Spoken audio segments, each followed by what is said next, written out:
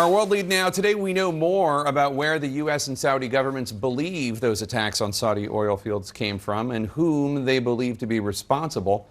A source telling CNN that U.S. and Saudi officials have determined with very high probability the strikes were launched from an Iranian base close to the Iraq border, and that part of the evidence collected includes a fully intact circuit board and parts from missiles that failed to hit their targets. Mapping the trajectory of the missiles is, of course, a key focus of the investigation. CNN's Tom Foreman is in the virtual studio for us. And Tom, the missiles may have been launched in such a way so as to avoid radar detection? Yeah, Jake, it certainly seems possible. Look, these analysts think these were launched somewhere up here along this border with Kuwait and Iraq, flew over Kuwait and then down to hit these oil facilities down here. And they know that Iran has one of the most robust missile programs in the entire region, including some far-ranging cruise missiles. One example, there's this design based on Soviet cruise missiles that's about 24 feet long. It can be launched from a mobile launcher, like a truck, and while it travels at subsonic speed, like all cruise missiles, it hugs the Earth, dodging radar for hundreds of miles, and this absolutely could produce this kind of damage. But hold on. The Houthi rebels in Yemen say they were responsible. Why are these analysts focusing on the Iranians for this instead of the Houthis? Several reasons. This is the largest oil processing facility in the world. There were 17 individual hits here. They appear, according to these analysts, to have come from the north. That's the direction of Iran, not from the south. That is the direction of Yemen and the Houthis. Also, they were very precise. Look at these details on these 4 round tanks. Almost identical hits on each one in the same spot. That speaks to a degree of sophistication which the Iranians absolutely have, the Houthis not so much. And the Iranians have been known to hit oil targets. Again, this is not a pattern the Houthis have shown a lot of affinity for. So you can see while the evidence is starting to point more and more toward the Iranians, and frankly, you may see the results a little bit more too. Right now, the average cost of a gallon of gas in the United States is $2.56 a gallon. Some experts believe that the interruption in the world oil supply because of these attacks could push that up by about 25% in the next few weeks. And who knows how long it'll stay there. Jake? All right, Tom Foreman in the virtual room. Thank you so much. Joining me now to discuss this is former FBI and CIA analyst Phil Mudd. Phil, the fact that some of these cruise missiles did not explode, according to officials, is obviously providing some evidence. How would the U.S. and or Saudis go about determining that they were Iranian? Boy, there's a ton of data that they should be looking at here. Think of the launch site. It appears we know where the launch site was. Think of the trajectory. We got a lot of allies out in the region, the Kuwaitis, the Jordanians, the Saudis, obviously, who track this thing. You mentioned on the ground, we've seen reports that there's a circuit board. You also want to see on the ground what the blast site looks like, whether there's residue, and then think afterwards. Presumably, we're trying to listen to the Iranians, including the military in the Arabian Sea. Are they talking about this? So there's a wealth of information that should be out there. And would they be able to figure out the trajectory of the missiles, and if so, how? They should be by looking not only at the launch site, but looking at trajectory data coming in from friendly countries around the region that spend a ton of money trying to determine not only where missiles are coming from, but also, like the Israelis, how you can stop those missiles once you get there. There should be technical information showing trajectory of a missile. The president has expressed hesitation about getting into any sort of armed conflict with Iran. Yeah.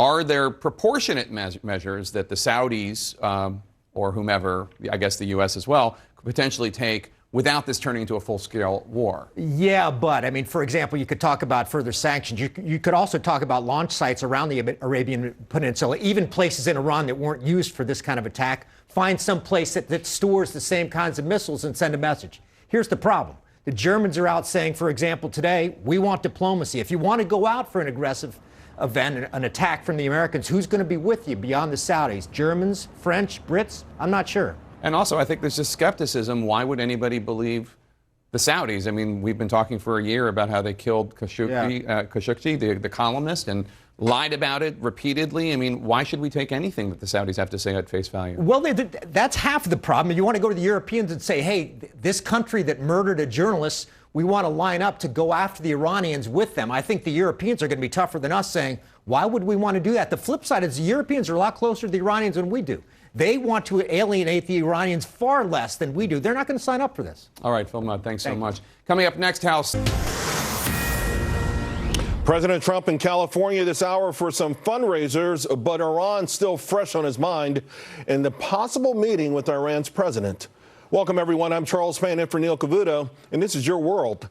Secretary of State Pompeo is heading to Saudi Arabia today, as the White House says evidence clearly points to Iran as a likely culprit in a drone attack on Saudi oil facilities. Iran continues to deny it. Oil prices, which surged 15% after the attack yesterday, dropping more than 5% today. The big question now is how should the United States respond? Kentucky Senator Rand Paul on that in just a moment. But first, John Roberts at the White House with the very latest. John.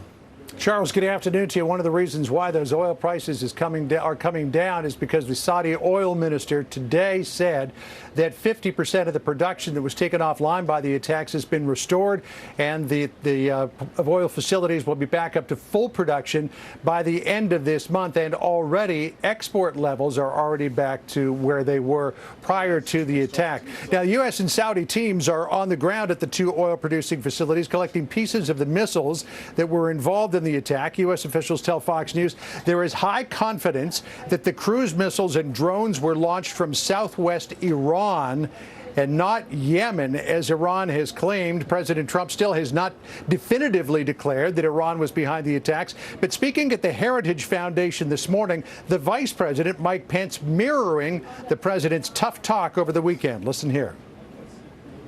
As the president said, we don't want war with anybody. But the United States is prepared. We're locked and loaded. And we're ready to defend our interests and our allies in the region. Make no mistake about it. As you said at the top, Charles, the Secretary of State Mike Pompeo will be in Saudi Arabia tomorrow for discussions with Saudi officials. They will likely go over the evidence that has been collected at the oil facilities and determine what steps will come next.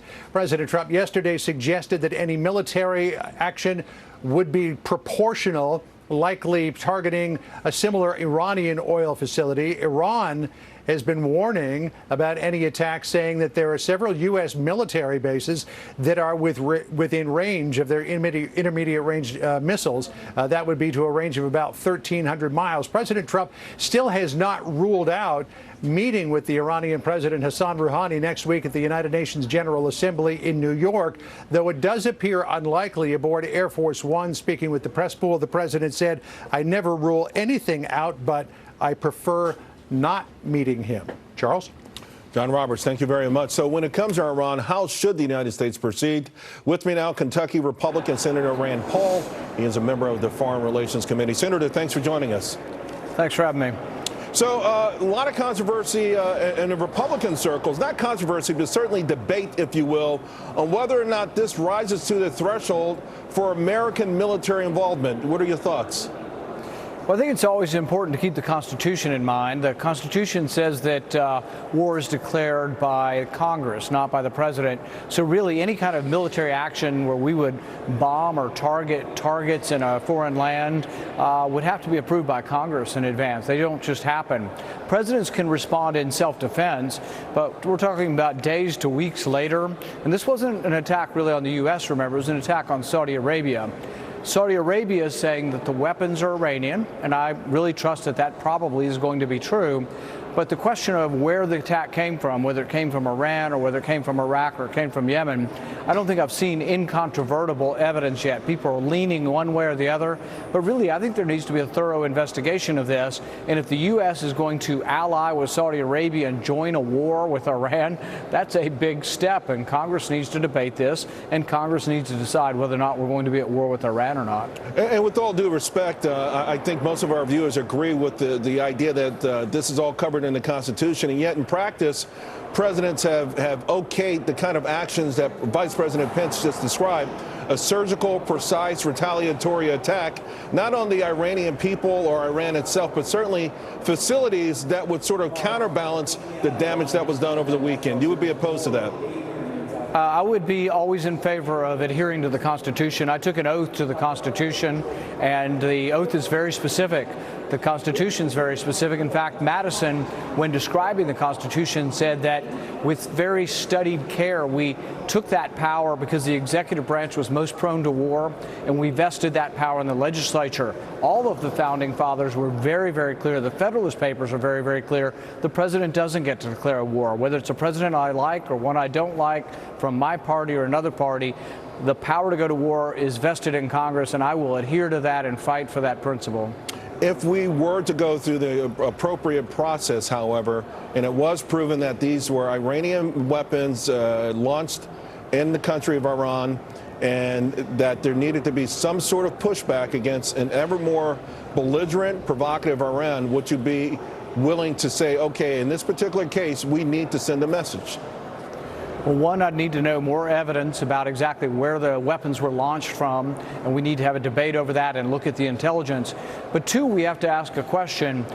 There's a war going on in Yemen. The war is a war between Saudi Arabia and her allies on one side of Yemen, and then the Houthis and their Iranian allies on the other. There's been atrocities committed on both sides.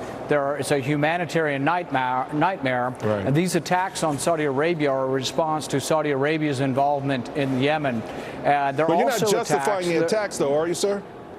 No, not at all. But I'd say that this is a war going on in Yemen, with a proxy war between Saudi Arabia and Iran. It is not necessarily the U.S. involved in the Yemen war. In fact, our involvement should be trying to get both sides to the table. And I'm the first to admit that Iran is making this very, very difficult. I've been a proponent of diplomacy, but Iran escalating this in this fashion, even if it's only Iranian weapons used by somebody else, Iran is still allowing these weapons to get into the hands of people who are now attacking Saudi Arabia outright. Yeah, it's become very, very difficult to find a peaceful solution, but it doesn't always mean that it's the U.S. that has to get involved, that the U.S. has to be bombing other countries. This is a fight right now. Iran, if they did, has attacked Saudi Arabia. No one has attacked the United States. And to that point, should Saudi Arabia be at the forefront of this? Many Americans are sitting back and wondering, you know, a lot of our allies, particularly Saudi Arabia, sort of kind of kick back and wait. You know, I saw where you were pretty enthusiastic about an article that talked about $3.6 trillion that we've sunk into the Middle East. 2,300 Americans have died in Afghanistan, 4,488 in Iraq. And you seem, many people seem to share that with you, and that maybe if there is going to be a military confrontation, Saudi Arabia should lead that. Well, yeah, I think this is a Saudi Arabia versus Iran battle right now. It's a proxy war in Yemen, and now this is, if Iran did launch this, it's a launch of Iran against Saudi Arabia. It's a disaster. I mean, it's terrible. It's making it almost impossible to find a diplomatic solution. Right. And yes, Iran is at fault. If these are Iranian weapons, whether they came from Iran or another country, Iran is allowing an escalation of this, and it is a big, big mistake. Right. There are billions of dollars worth of weapons there, and as much as Iran is a menace, Saudi Arabia's got $83 billion worth of weapons they purchase every year, and Saudi Arabia has been bombing civilians in Yemen. So one is linked to the other. But Iran is making it impossible to try to find a peaceful solution to this. I've been one for diplomacy. I've been one for talking to Iran. Right. But if it turns out Iran is behind this, it makes it virtually impossible to continue to have diplomacy. So Iran needs to get a message here, and it's going to be a real problem, and they're not making things better for themselves. Sir, I just got 30 seconds, but I do have to ask, are you okay with the term locked and loaded? Representative Ilhan Omar saying that it's actually President Trump who's pushing the idea of war. No, actually, I think President Trump's remarks have actually been tempered some in the last couple of days. He specifically said that Saudi Arabia will not direct our foreign policy, and I think that's an important statement for him to make. The other thing is that members of Congress, myself, I think need to come forward and say that this is Congress's role. The Constitution very clearly gives the right to declare war to us, and that's because the founders wanted the people to be involved. They wanted the people's representatives. They did not want to make it easy to go to war. Senator Rand Paul, we always appreciate it. Thank you very much. Thank you. You're looking live.